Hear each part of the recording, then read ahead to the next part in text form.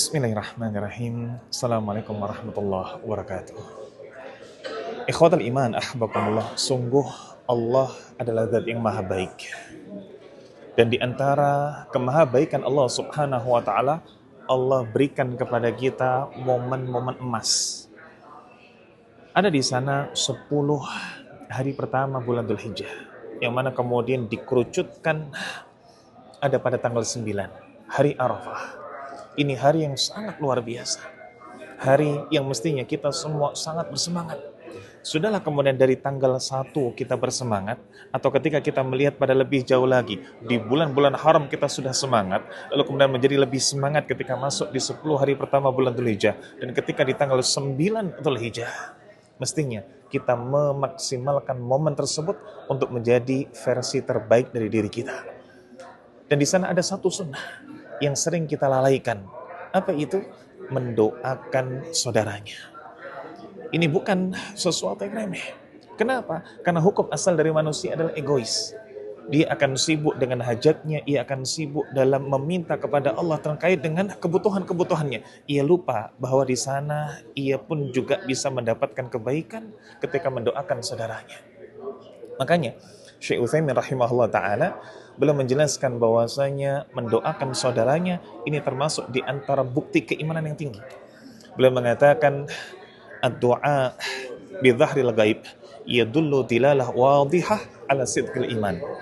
Mendoakan saudaranya tanpa sepengetahuannya sejatinya adalah sebuah isyarat jelas, sebuah isyarat yang terang benderang bahwasanya hal itu adalah tanda kuatnya keimanan.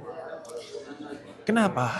Tidak lain tidak bukan karena Nabi Shallallahu Alaihi Wasallam menyampaikan dalam hadis yang sahih, tidak sempurna keimanan di antara kalian hatta yuhibba li akhihi ma yuhibbu li nafsihi, sampai dia mencintai untuk saudaranya sama seperti ia mencintai untuk dirinya. Maka mencintai di antara buktinya bukan hanya dengan memberi hadiah, bukan hanya dengan berziarah atau silaturahim, tapi juga mendoakan. Belum lagi kalau kemudian kita kaitkan dengan sebuah hadis, bagaimana ketika Nabi Shallallahu Alaihi Wasallam mengatakan, "Ma min abdin muslim," tidaklah seorang hamba, seorang muslim ketika mendoakan saudaranya bi ghairil ghaib, tanpa sepengetahuannya, maka malaikat akan mengatakan, "Walaka bimithlin." Semoga demikian pula yang kau dapatkan. Dalam riwayat yang lain, amin, walaka bimithlin. Semoga Allah ijabahi dan semoga engkau pun mendapatkan apa yang kau doakan untuk saudara.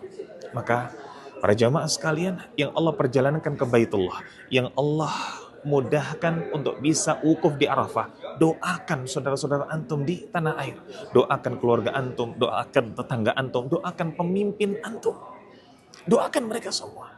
Lebih-lebih ketika kemudian yang menitipkan doa kepada antum. Begitu pula ketika kita selesai membahas tentang doa, maka hal yang harus kita tata adalah bagaimana menjadikan Arafah betul-betul esensial. Ini adalah hari di mana Allah subhanahu wa ta'ala zat yang maha kaya, tapi Allah tidak butuh hambanya. Dan di saat yang sama Allah banggakan kita semua. Dikatakan dalam sebuah riwayat, yubahi bihimul malaika, Allah banggakan orang-orang yang sedang wukuf di Arafah di hadapan para malaikat. Allah berikan di sana isyarat tentang ketakabulan doa. Allah mengatakan, "Madza arada haula?" Apa yang diinginkan oleh hamba-hambaku itu? Makanya ketika seseorang ini sudah mendapatkan rezeki di padang Arafah, wukuf, jangan bermudah-mudahan ia menurunkan tangannya.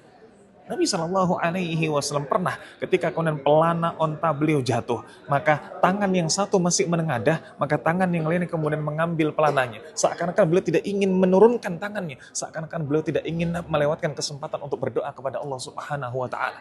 Ini Nabi Shallallahu Alaihi Wasallam yang doanya diijabahi. Maka bagaimana dengan kita?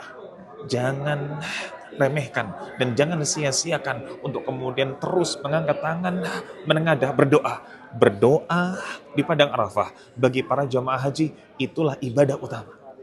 Adapun bagi para jamaah yang notabene berada di tanah air, yang mungkin belum Allah berikan kemampuan, yang mungkin belum Allah berikan rezeki, maka di sana pun juga ada ibadah dengan maha adilnya Allah Subhanahu wa taala, puasa. Maka puasa Arafah jangan sampai dilupakan. Ini puasa yang notabene 1 hari, tapi nilainya seperti 365 hari kali 2. Karena disebutkan dalam riwayat bagaimana yukaffiru sanatalladzi qablah wa sanatalladzi ba'dah. Ia akan menggugurkan dosa-dosa tahun sebelumnya dan tahun-tahun setelahnya. Luar biasa sekali para jamaah sekalian, luar biasa sekali saudara-saudaraku yang mencintai sunnah dan dicintai oleh Allah Azza wa Jal. Maka jangan sia-siakan hari Arafah. Ini momentum emas, pasang mindset bahwa ini adalah kesempatan yang tidak boleh ditinggalkan. Maka betul-betul angkat tangan, berdoa kepada Allah Subhanahu wa Ta'ala bagi para jamaah haji. Dan bagaimana kemudian tidak meninggalkan puasa Arafah bagi saudara-saudara di tanah air.